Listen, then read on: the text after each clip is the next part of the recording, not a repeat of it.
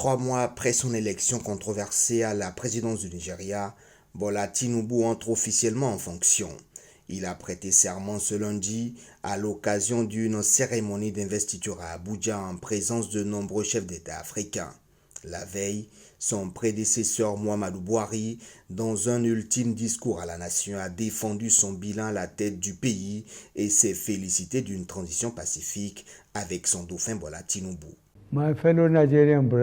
Mes chers frères, sœurs et amis du Nigeria, aujourd'hui, nous marquons et célébrons une nouvelle transition pacifique du pouvoir, d'un gouvernement élu à un autre, dans notre marche constante pour améliorer et soutenir la démocratie nigériane.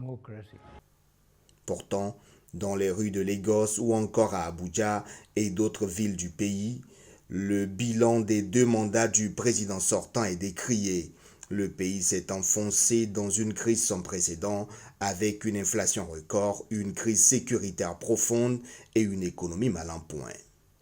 Ce que je vois ici, c'est que les gens n'ont pas de travail, les gens ne vont pas à l'école, les gens dorment sous les ponts. Lorsque le nouveau gouvernement entrera en fonction, il devra changer sa façon de travailler. Les prix des produits sur le marché sont trop élevés. Nous espérons qu'il les fera baisser. Moi, ma sœur cadette et ma sœur aînée, nous dormons parfois dans la rue parce que les prix des transports sont trop élevés. Désormais investi président, Bola Tinubu aura la lourde tâche de remettre le pays sur les rails après 2 mandats marqués par l'explosion de la pauvreté et de l'insécurité. Le nouveau chef d'État, conscient de la mesure des défis, a déjà annoncé ses priorités, la sécurité et la reprise économique. Le retour d'Ousmane Sonko en homme libre à Dakar aura vite été écourté. Dimanche, le leader du PASTEF a été ramené de force dans la capitale sénégalaise par la gendarmerie. Le maire de la ville de Ziguinchor et candidat déclaré à la présidentielle de 2024 avait entamé son voyage de la Casamance vers Dakar au milieu d'une caravane baptisée Caravane de la paix.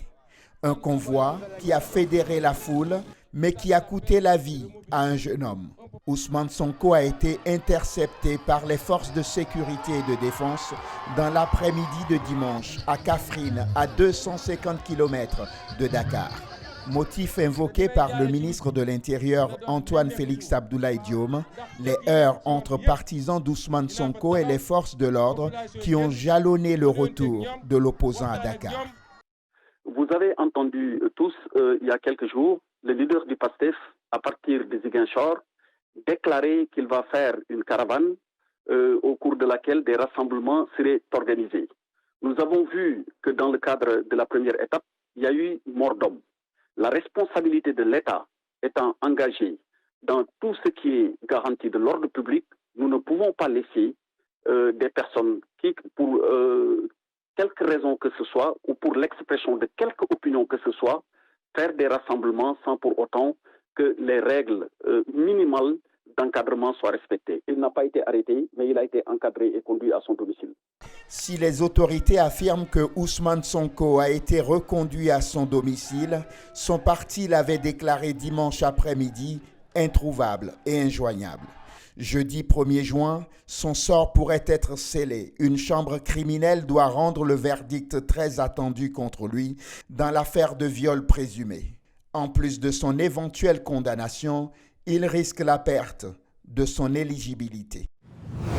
Le Haut Commissariat des Nations Unies pour les réfugiés, Filippo Grandi, est en Égypte pour souligner les besoins des personnes fuyant le conflit au Soudan. Lors de ce déplacement, Filippo Grandi a rencontré les familles qui ont fui les combats et trouvé refuge en Égypte. Selon le gouvernement, plus de 153 400 Soudanais ont récemment traversé les frontières. C'est très difficile là-bas. Les combats se poursuivent encore aujourd'hui. Le Soudan a été détruit comme ça. Le déclenchement du conflit en avril 2023 a contraint un grand nombre de civils à fuir, y compris des personnes déjà déplacées à l'intérieur du pays en raison de conflits antérieurs. Filippo Grandi a souligné l'urgence d'aider ces réfugiés et de mobiliser des ressources pour assurer leur protection et leur soutien. Et maintenant, bien sûr, nous devons penser à ces personnes, nous devons mobiliser des ressources pour leur venir en aide, assurer leur protection et leur soutien en veillant à ce qu'elles puissent retourner dans leur pays lorsque cela sera possible. Outre les déplacements internes, plus de 300 000 personnes, dont des réfugiés soudanais et d'autres nationalités, ont fui le Soudan vers des pays voisins ou sont rentrés chez elles dans des conditions difficiles. Mes parents m'ont réveillée pour me cacher des bombardements. Quand je me suis réveillée, je ne comprenais pas ce qui se passait. J'espérais que ce n'était qu'un mauvais rêve.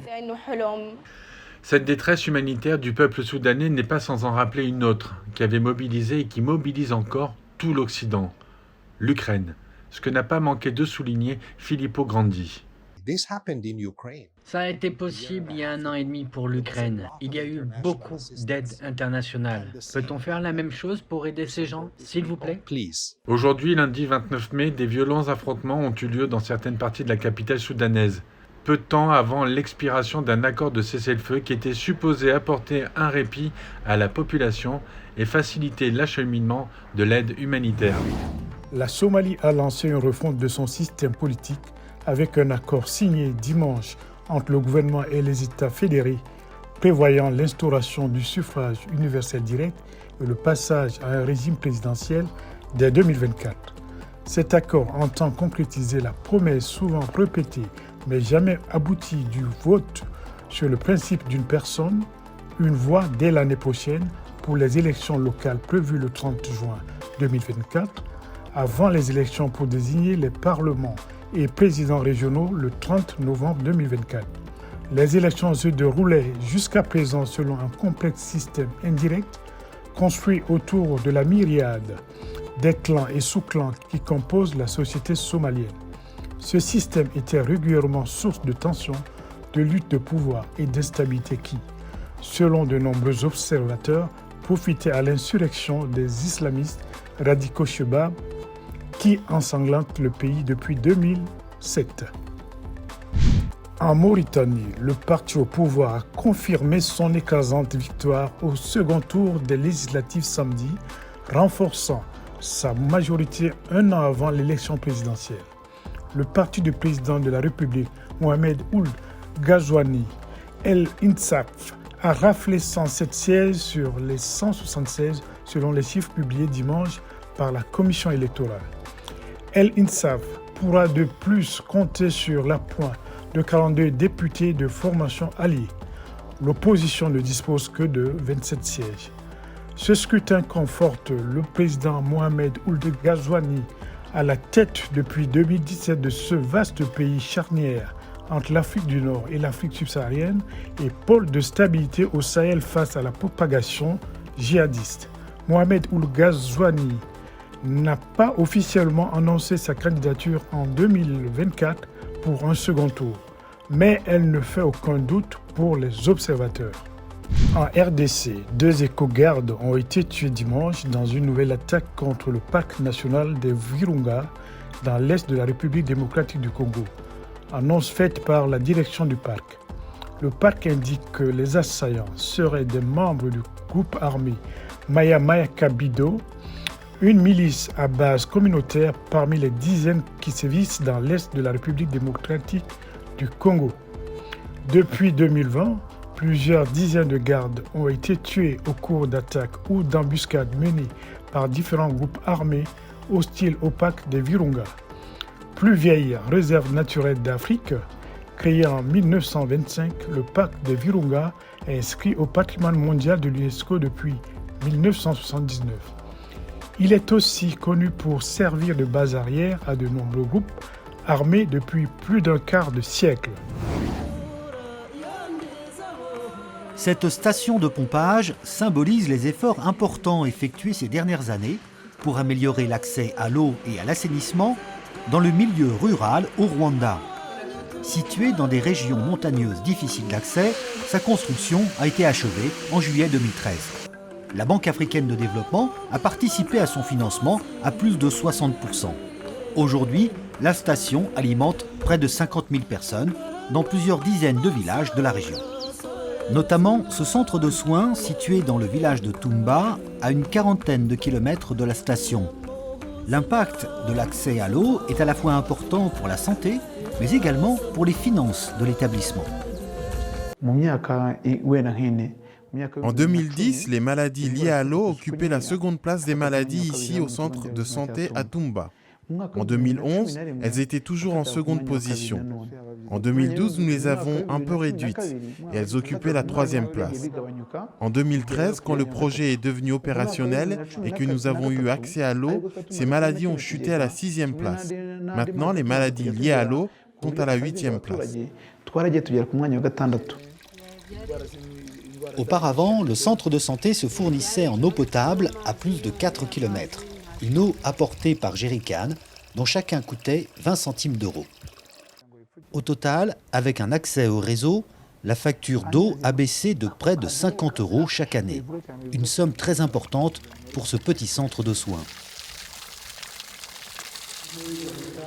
Si la construction d'infrastructures est la partie la plus visible du projet, une autre activité est moins spectaculaire, mais tout aussi importante, l'éducation et la sensibilisation. Les femmes apprennent à gérer l'eau, l'entretien des récipients utilisés, les possibilités de stockage ou encore les différents modes d'utilisation de l'eau potable ou celle utilisée pour le lavage ou la cuisine. Au final, avec la station de pompage et d'autres infrastructures, plus de 600 000 personnes ont bénéficié des services d'eau potable et 150 000 des services d'assainissement. Dans ces régions du Nord, isolées et montagneuses, l'accès à l'eau a représenté un progrès considérable dans les domaines de la santé, de l'éducation et de l'émancipation des femmes. Désormais, l'objectif du Rwanda soutenu par la BAD est d'étendre son action dans le pays pour atteindre 100% de couverture en eau potable et assainissement.